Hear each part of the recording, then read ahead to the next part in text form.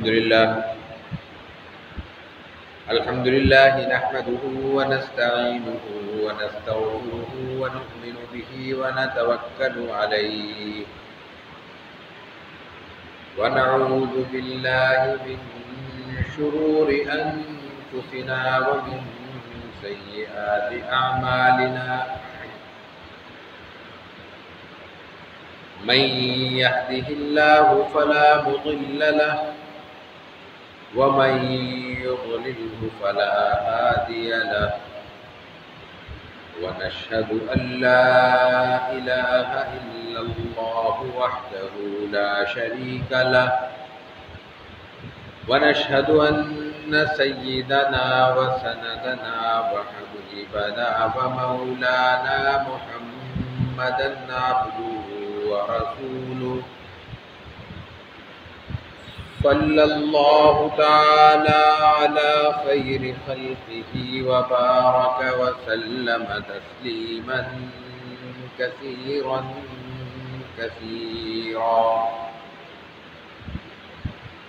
أما بعد فأعوذ بالله من الشيطان الرجيم بسم الله الرحمن الرحيم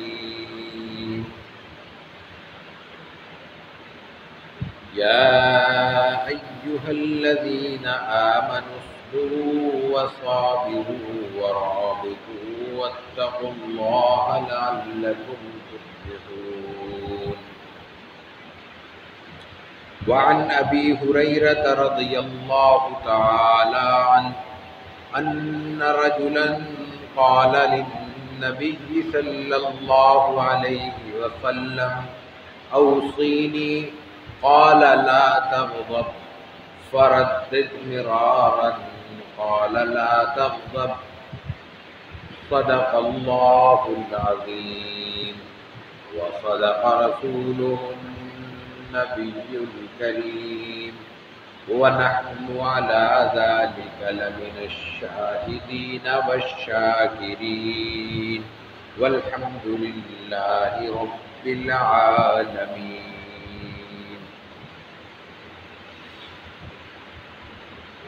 حاضرین محترم، حسب سابق صبر کا بیان جاری ہے اور انشاءاللہ اس سلسلے کی ایک نشست اور ہوگی. آج کی اس درس کی پہلی روایت حضرت ابو ہریرہ رضی اللہ تعالی عنہ سے ہے. آپ فرماتے ہیں کہ ایک شخص رسول اللہ صلی اللہ علیہ وسلم کے پاس آیا، یعنی کوئی صحابی آپ کے پاس تشریف لائے، حاضر ہوئے اور انہوں نے عرض کیا کہ اوصینی، مجھے وصیت کیجیے. رسول اللہ صلی اللہ علیہ وسلم کے پاس صحابہ کرام سیکھنے کے لیے جب آتے تھے تو دو نوعیتیں ہوتی تھیں عام طور پر. ایک تو وہ ادب سے احترام سے آپ کے پاس بیٹھ جاتے تھے اور آپ خود اس کے مزاج اور ضرورت کے مطابق کچھ ہدایت فرما دیتے تھے، اور بعض صحابہ اپنے لیے کچھ ہدایت اور کچھ تعلیم طلب فرماتے تھے. تو یہ اس نوعیت کا واقعہ ہے کہ انہوں نے صحابی رسول نے آ کے عرض کیا کہ مجھے کچھ وصیت فرما دیجئے، کچھ نصیحت کیجیے. جیسے ہوتا ہے کہ انسان اپنے بڑوں کے پاس جاتا ہے اور کہتا ہے کہ کچھ فرما دیں میرے لائق پہ، میں اس کی پیروی کر سکوں اور اس کے ذریعے اپنی زندگی کو بہتر کر سکوں. تو آپ صلی اللہ علیہ وسلم کے پاس جو اس نوعیتوں کی چیزیں آئیں، آپ کے پاس صحابہ نے آ کے سوالات کیے، اس پہ الگ سے کتابیں مرتب ہو چکی ہیں، وصایا رسول اللہ صلی اللہ علیہ وسلم کہ آپ نے جو وصیتیں فرمائی ہیں. آپ صلی اللہ علیہ وسلم کے ایک ایک جملے اور ایک ایک حرف اور ایک ایک لفظ کو اتنے اہتمام سے جمع کیا جاتا ہے اور اس پر محنت ہوتی ہے کہ آپ کی وصیتیں الگ سے مرتب ہیں. ان میں یہ بھی شامل ہے، بہرحال بخاری شریف کی روایت اس سے آئی، صحیح بخاری کی، اور حضرت ابو ہریرہ رضی اللہ تعالیٰ عنہ راوی ہیں. انہوں نے آ کے عرض کیا کہ مجھے کچھ وصیت کیجیے. اب ایک تو وصیت وہ ہے جو ہمارا عمومی مزاج ہے اور وہ اس کی بھی افادیت ہے کہ ہم اپنے خیال میں بیٹھے ہوتے ہیں، آنے والا کچھ پوچھتا ہے یا نہیں پوچھتا، ہمیں کچھ از خود کہہ دیا جاتا ہے کہ فلاں جگہ کھڑے ہو کے بات کر لیں، جمعے میں تقریر کر لیں، کوئی محفل ہے، کوئی نشست ہے، لوگ آ کے بات کر لیں، تو ہمیں جو کچھ ہم نے رٹا ہوا ہوتا ہے، جو کچھ پڑھا ہوا ہوتا ہے، وہ آ کے بیان کر دیتے ہیں، یہ دیکھے بغیر کہ سننے والے کون ہیں اور وہ سننا کیا چاہتے ہیں، یعنی ان کی ضرورت کیا ہے اور کس بات سے ان کو زیادہ فائدہ ہوگا۔ تو یہ کہنے والے کے لیے بھی اس میں سبق ہے، بیان کرنے والوں کے لیے بھی اس میں سبق ہے کہ وہ سننے والوں کی ضرورتوں کا خیال رکھیں اور اس کے مطابق گفتگو کریں۔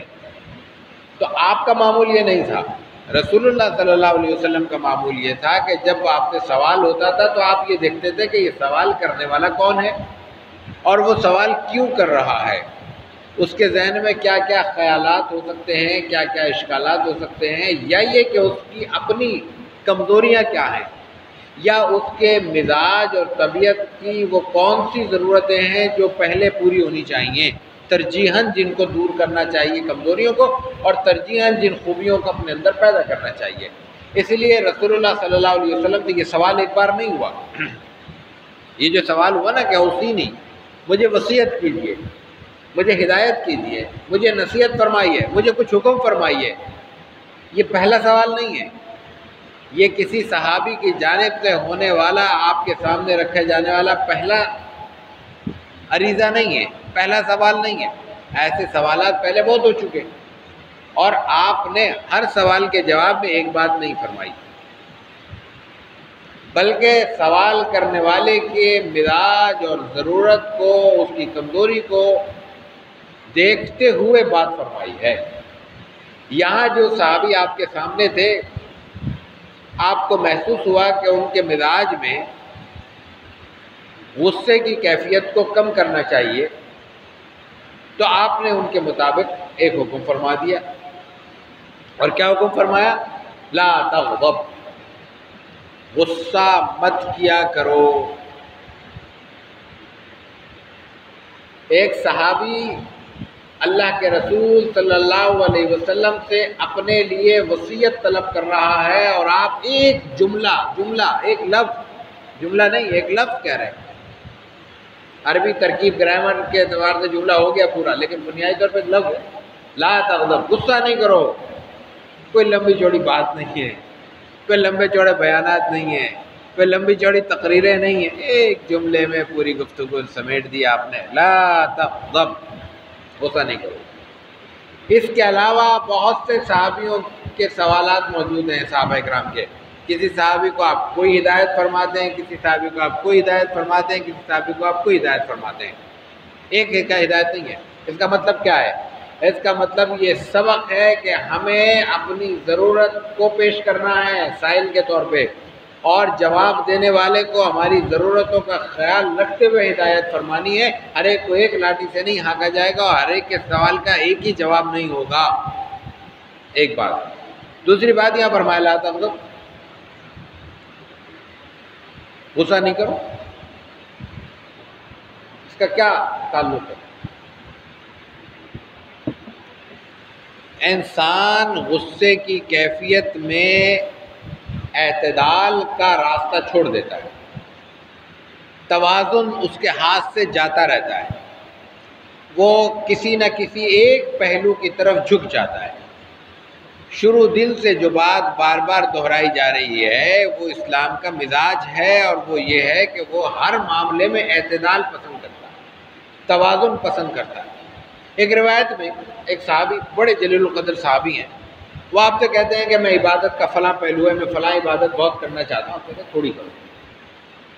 مجھے بتائیے، ایک شخص اللہ کے حضور جھک رہا ہے، روزے رکھ رہا ہے، نوافل پڑھ رہا ہے، تہجد کا اہتمام کر رہا ہے، رات کو جاگنے کی خواہش کا اظہار کر رہا ہے، اور نبی مکرم رسول معظم صلی اللہ علیہ وسلم اس کو کہتے ہیں کم کرو۔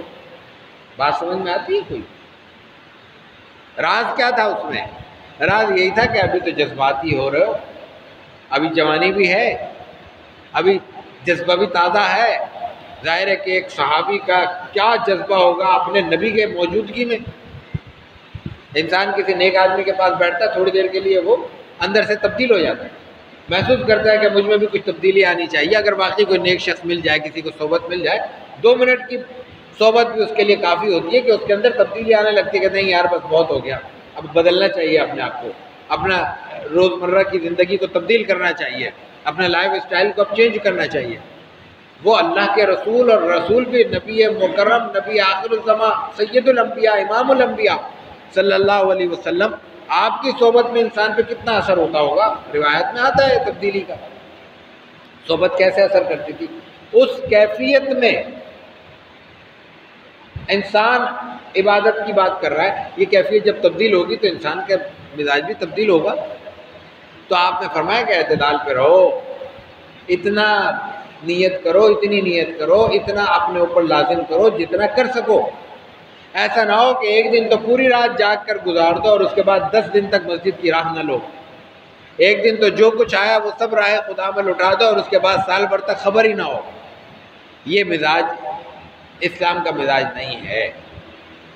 اگرچہ کہ وہ ایک دن کی عبادت بھی انسان کے لیے مفید ہوگی، ایک دن کا یکمشت خرچ کر دینا بھی اللہ کے ہاں یہ انشاءاللہ کامیاب ہوگا، قبول ہوگا، لیکن اس سے زیادہ اللہ تعالیٰ کے ہاں قابل ترجیح اور اس سے زیادہ اللہ کے ہاں قابل قدر وہ شخص ہوگا جو 2 رکعت اضافہ پڑھتا ہے نا نفل، لیکن وہ پابندی سے پڑھتا ہے۔ وہ کوئی 100 روپے دیتا ہے نا، لیکن وہ پابندی سے دیتا ہے۔ وہ کوئی اللہ کے راستے میں کوئی خدمت کا جذبہ لے کر کوئی ذمہ داری اپنے اوپر لازم قرار دیتا ہے نا، لیکن وہ پابندی سے کرتا ہے۔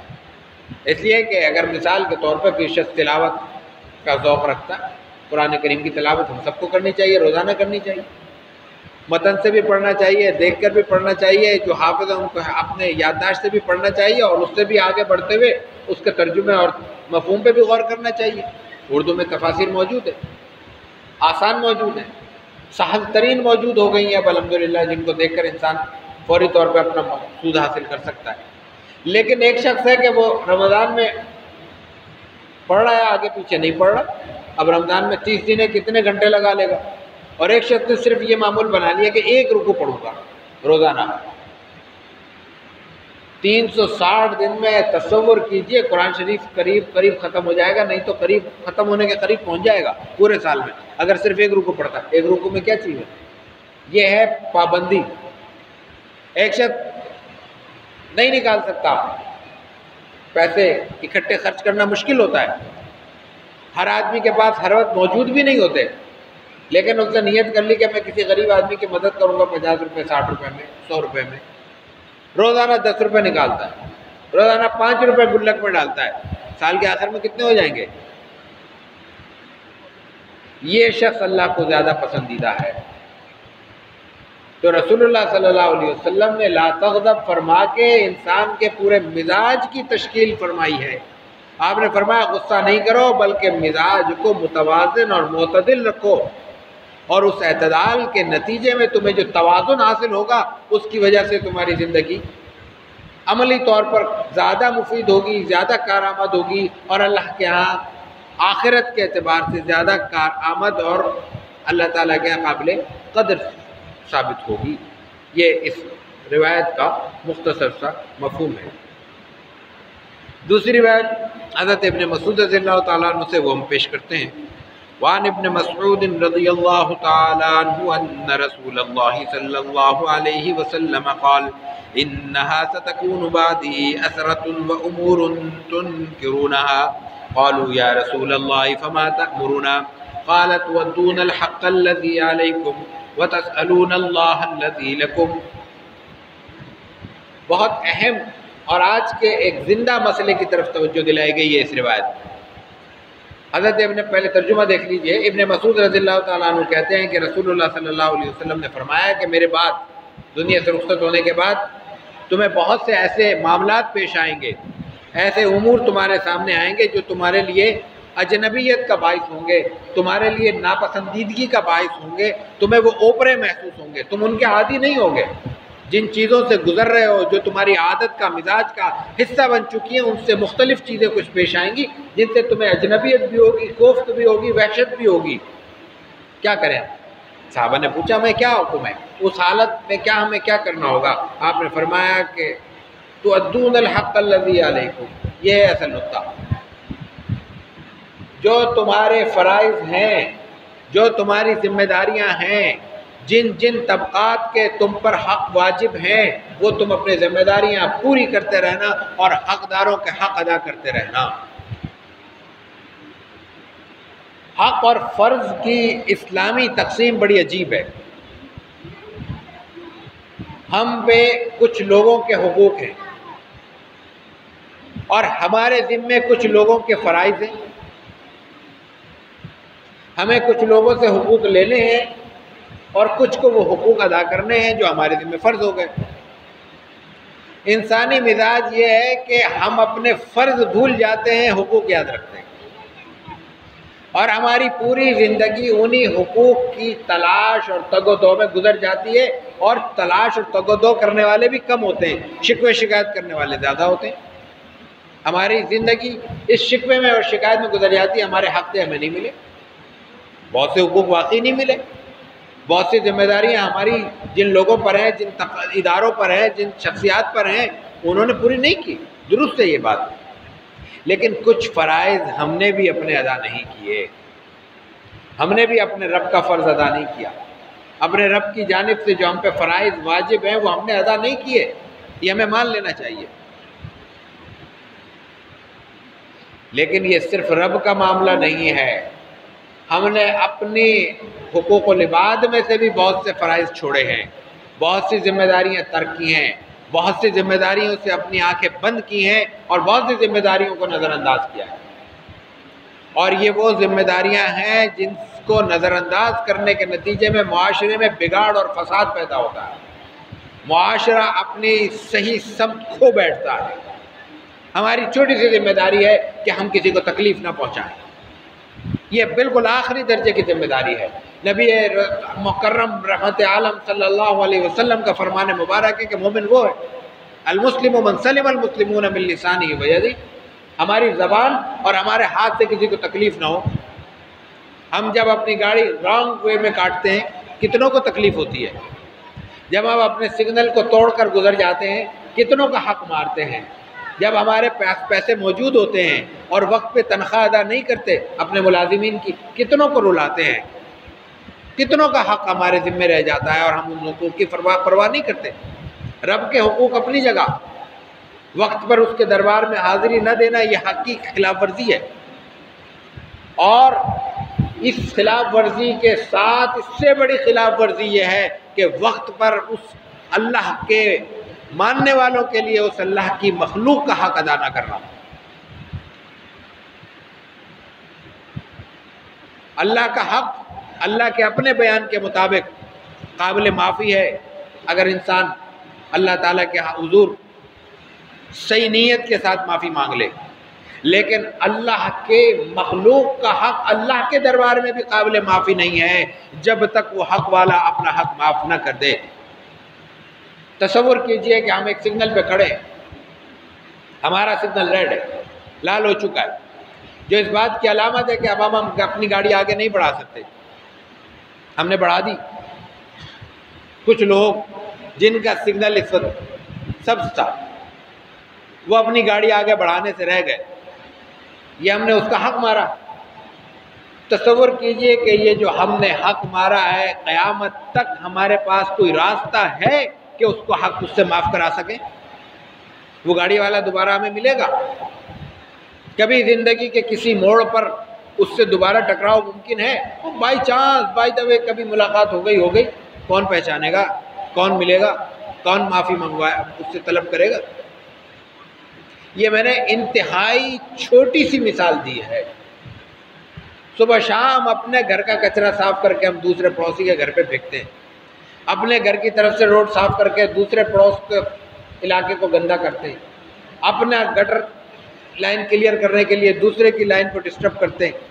کتنی مثالیں دی جا سکتی ہیں اپنے روزمرہ کے معمول سے۔ یہ حقوق العباد کی خلاف ورزی ہے جو اللہ تعالیٰ کے قابل معافی نہیں ہے، اور اس کے باوجود ہمیں اپنے حقوق یاد ہے، اور اپنے حقوق کے لیے چلانا بھی ہمیں یاد ہے، اور اس کے لیے شکوہ شکایت بھی یاد ہے۔ رسول اللہ صلی اللہ علیہ وسلم نے اس میں منع نہیں کیا ہے، اپنے حق طلب کرنے سے کوئی منع کرنے کا اس میں حکم نہیں ہے۔ حکم کیا ہے؟ اپنی ذمہ داریاں پوری کرتے رہو، اور جو چیزیں ہماری گرفت میں نہیں ہیں یا براہ راست اللہ تعالیٰ کے دائرے میں آتی ہیں، اللہ سے مانگنے کی چیزیں ہیں، ان کو اللہ سے مانگتے رہو۔ دو جملے فرمایا کہ تؤدون الحق الذی علیکم، جو تمہارے ذمہ فرائض ہیں، وہ تم ادا کرتے رہو، اور اللہ تعالیٰ کے لیے جو چیزیں لازم ہیں، جو اللہ سے مانگنے کی چیزیں ہیں، جن کو اللہ نے اپنے اختیار میں رکھا ہے، ان کے لیے اللہ کے سامنے دست سوال دراز کرتے رہو۔ یہی اس زمانے میں زندگی کی کامیابی ہے۔ اللہ تعالیٰ ہمیں درست فہم بھی عطا کرے اور اس فہم کے مطابق ہمیں دین پر صحیح چلنے کی توفیق بھی ارزانی فرمائے۔ وآخر دعوانا ان الحمد للہ رب العالمین۔